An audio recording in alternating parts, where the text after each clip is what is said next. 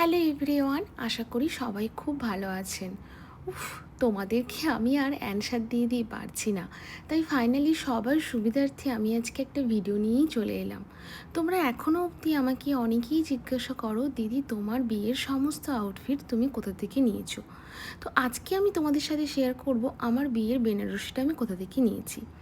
আমার বিয়ের বেনারসিটা আমি নিয়েছি আদি অক্ষয় থেকে, যেটি কলকাতার ট্রায়াঙ্গুলার পার্কে অবস্থিত।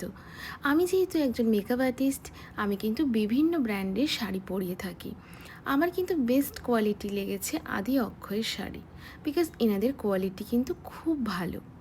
তোমরা কিন্তু চোখ বন্ধ করে এখান থেকে তোমাদের বিয়ের বেনারসি নিতে পারো, আমি তো আমার ব্রাইডদেরকেও তাই সাজেস্ট করি।